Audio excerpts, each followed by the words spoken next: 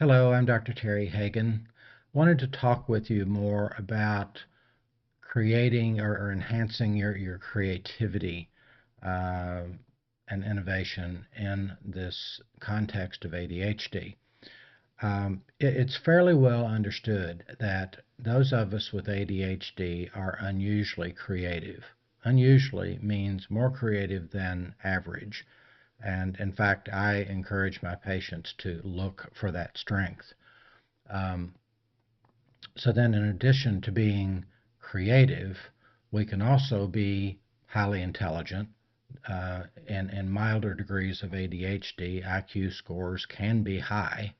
And in another sense, we can be hyper focused and energized and creative on a certain project we're working on, and we're doing brilliant work. We're working circles around other people, and you may know what I'm talking about there. So it is important to look for that creativity. Now, when you're young, you think of creativity as arts and crafts and maybe music. And then as you get older, you realize that you can bring creativity to problem solving. You can be assigned a project and then go to town with the creative part of it. The downside might be following through and finishing up. That's the subject of another conversation. But the point is that you're probably unusually creative. So, in terms of enhancing that, it starts with awareness, and then you seek out those opportunities. So, I have a few suggestions. Number one, think Albert Einstein. Now, eyebrows go up at the very idea that Albert Einstein might have had ADHD. But if you just go online and Google famous people with ADHD, he is likely to be on the list.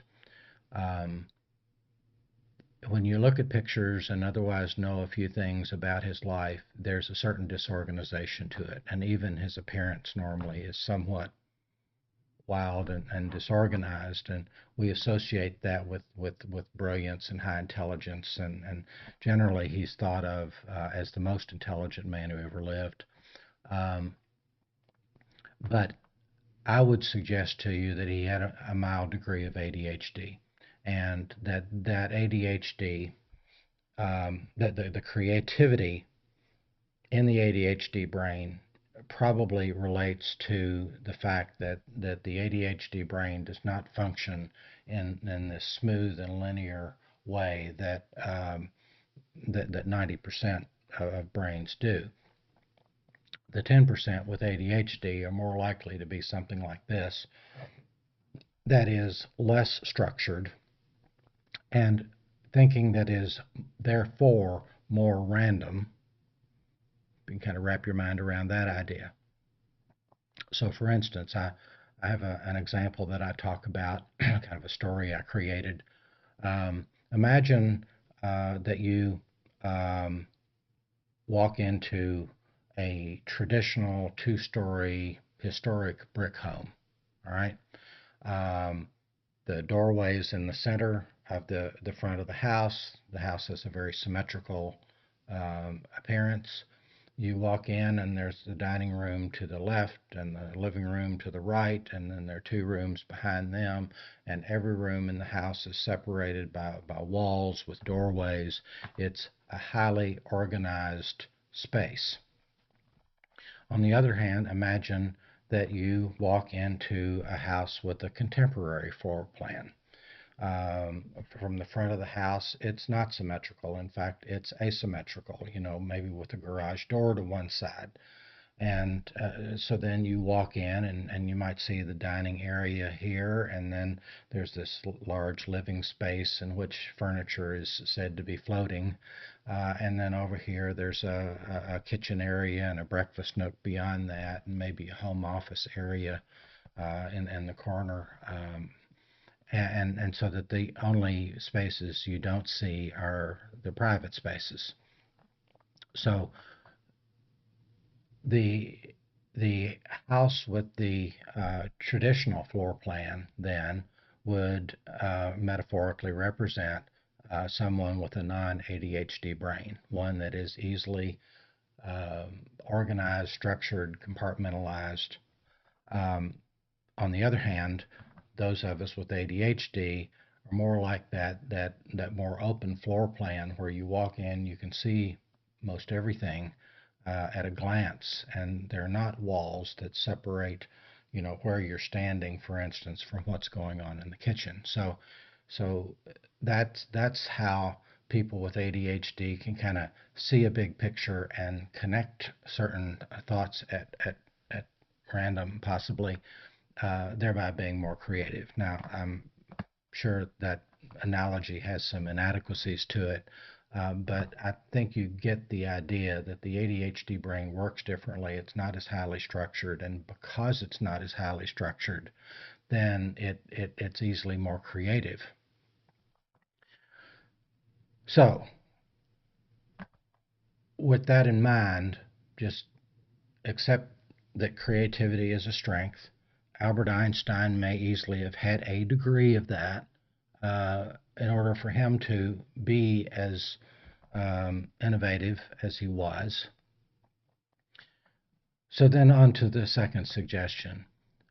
If you have something you want to create or you want to work on it more in that because you're in a creative phase, block the time to do that. It's easy enough to think in terms of having a meeting, but blocking time means I'm going to set aside a morning or 4 hours, or maybe I'm going to take a long weekend and I'm going to focus only on the one thing. Blocking time is a very useful tool uh, when you want to organize your time, when you want to set aside time to work on something that is a priority, and maybe you're not getting to it unless you deliberately set aside the time to do that. Thirdly, pay attention to your mental health. Your brain needs to be healthy, and how many times have you thought about brain health? We think about heart health and physical fitness and the like, but the healthiest brain is associated with the sharpest intellectual functioning, as well as the well, let's just say emotional availability is at its best.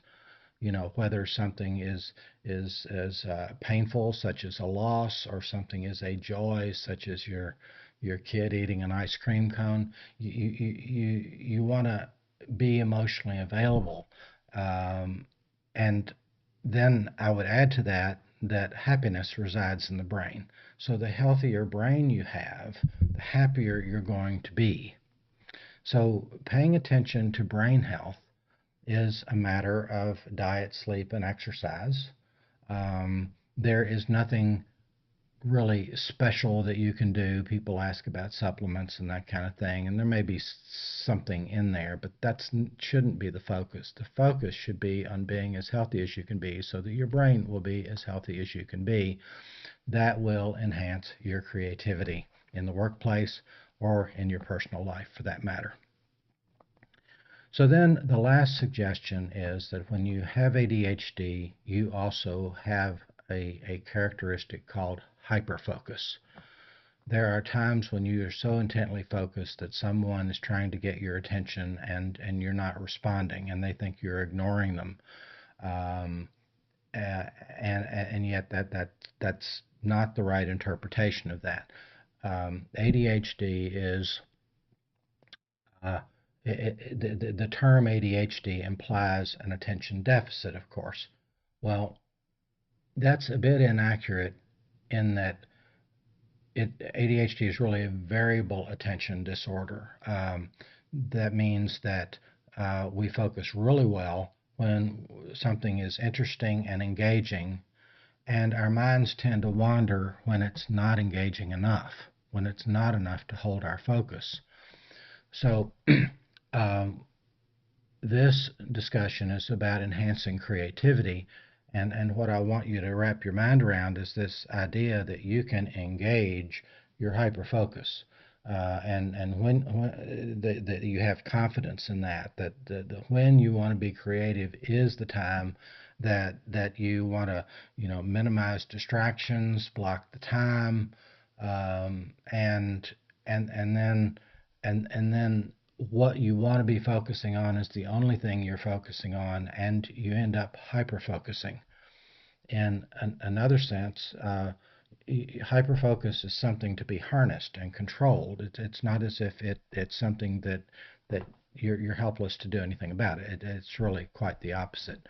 Um, this morning, for instance, I had something particularly disturbing on my mind, and it actually threatened to to uh, interfere with my ability to sit down and do a few videos. Um, and so I had to tell myself, I've got to stop hyper focusing on that thing and start hyper focusing on my videos. And in fact, as soon as I sat down and looked at my notes and started thinking about the recording, then I was focused on that.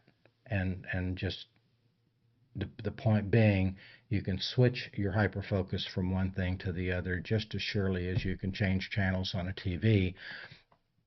It isn't quite that quick or that easy, but think of it as a skill that can be developed such that the more you do it, the more confidence you have in it, then the better and easier it'll work for you. So that's it. A few suggestions as to how to enhance your creativity and the innovation in your life.